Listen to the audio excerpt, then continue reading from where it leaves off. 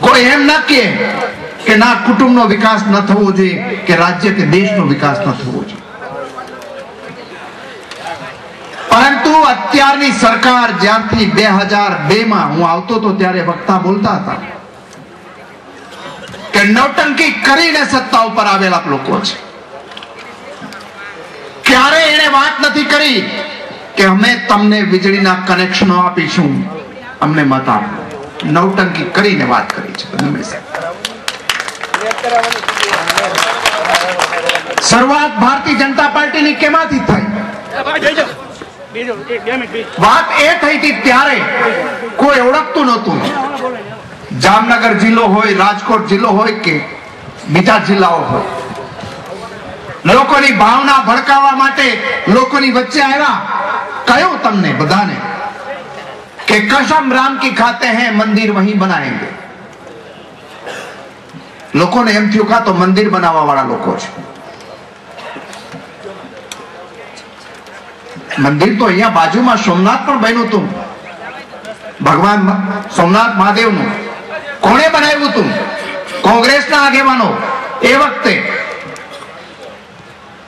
અને સરદાર સાહેબની પ્રેરણા ટ્રસ્ટીઓ બના કોંગ્રેસના આગેવાનો, એમણે એમ નહોતું કહ્યું કે કસમ રામ કી ખાતે હૈ મંદિર વહીં બનાએંગે. સરદાર સાહેબની પ્રેરણાથી મંદિર બનાવ્યું.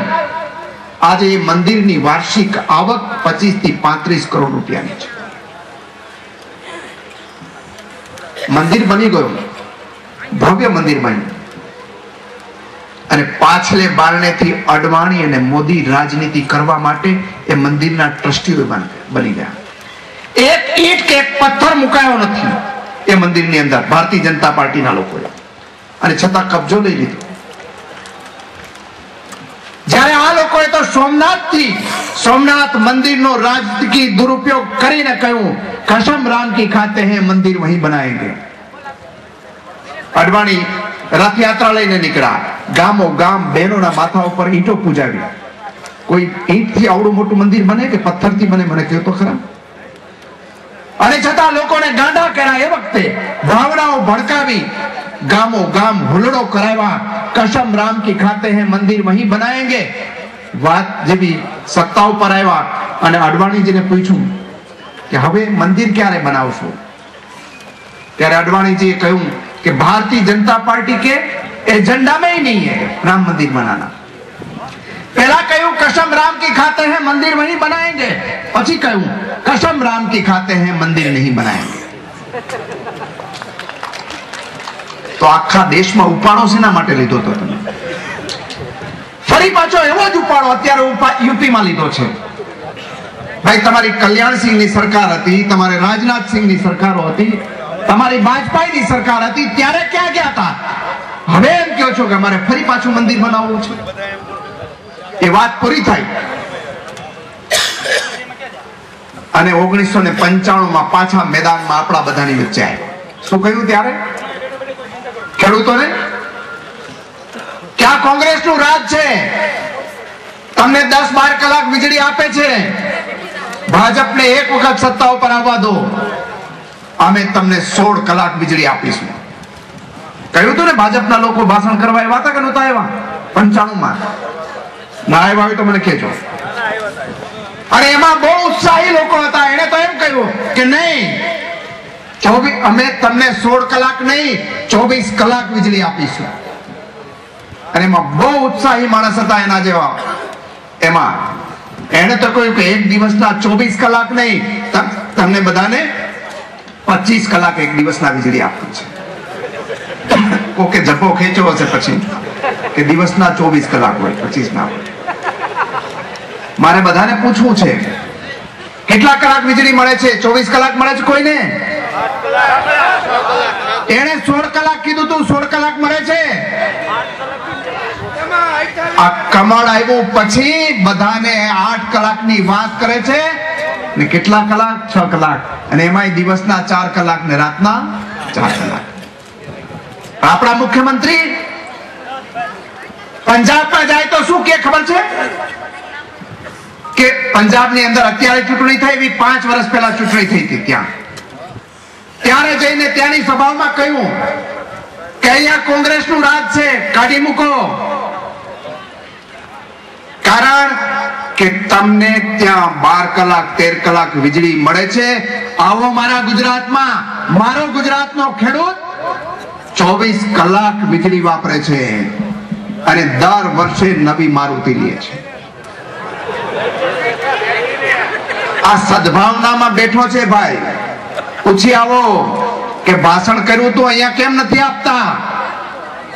જે લોકો સદભાવનામાં જાય છે એને પણ કહેજો કે આ પ્રશ્ન પૂછે એને કે પંજાબમાં કયા હતા ત્યાં 24 કલાક કેમ નથી મળતી? પછી શું કહ્યું કે મારો ગુજરાતનો ખેડૂત દર વર્ષે નવી મારુતિ લે છે. ખેતીની કમાણીમાંથી તમે દર વર્ષે લ્યો છો નવી મારુતિ? પૂછું છું તમને, લેતા હોય તો કહેજો. જમીન વેચી નહીં, જમીન વેચીને લે નહીં, કમાણીમાંથી? તો કે નહીં. પણ એ મૂર્ખાઓને કોણ સમજાવે કે ખેડૂતો કદાચ કમાણી વધારે થઈ હોય તો નવું ટ્રેક્ટર લે? એને ખબર નથી પડતી કે મારુતિ કોઈ દી જાય ત્યાં, આપણી સગી કોઈ દિવસ પહોંચે ત્યાં કે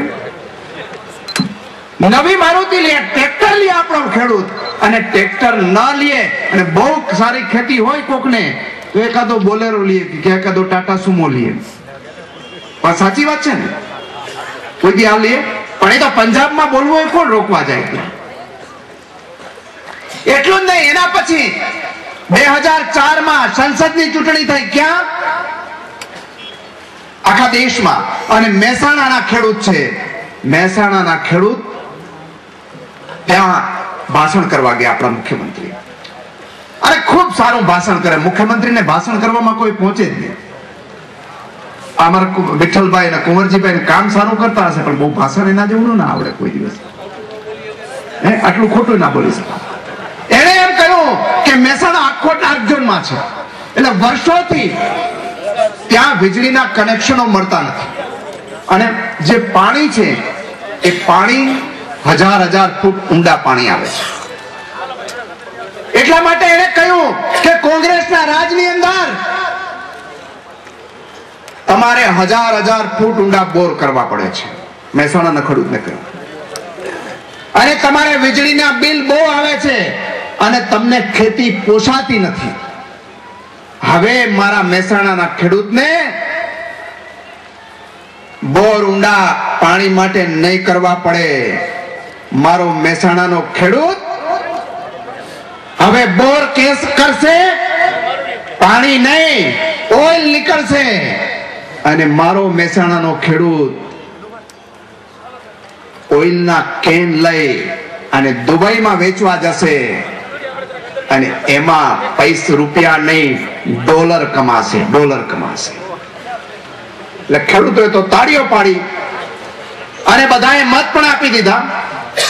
પછી આ વખતે હમણાં મહેસાણાની અંદર સરદાર સંદેશ યાત્રાની વિદાય આપવા માટે અમે ગયા. ત્યારે મેં ખેડૂતોને પૂછ્યું કે ઓલા ભાઈ ભાષણ કરી ગયા હતા, આજે જાહેરાતો કેટલી કરશે? એમ તેદી જાહેરાત કરી ગયા હતા કે ઓઇલ નીકળશે ગુજરાતની અંદર. અત્યારે મોંઘામાં મોંઘું આખા હિન્દુસ્તાનમાં ડીઝલ અને પેટ્રોલ મોંઘું હોય તો અહીંયા છે, કારણ કે સૌથી વધારે ટેક્સ છે. એટલે મેં કહ્યું કે તમને જો તેલ નીકળતું હોય તો થોડુંક અમારી ગાડીઓમાં ભરાવી દો, દુબઈના ભાવ આપી દેશું રોકડા તમને પેલામાં. મને કે સાહેબ એ તો એ વખતની વાત છે, હવે 2012 આવવા દો, કમળનો કચ્ચર ઘાણ વાળી નાખવાના છે. એ બી અમને બનાવી દો છે.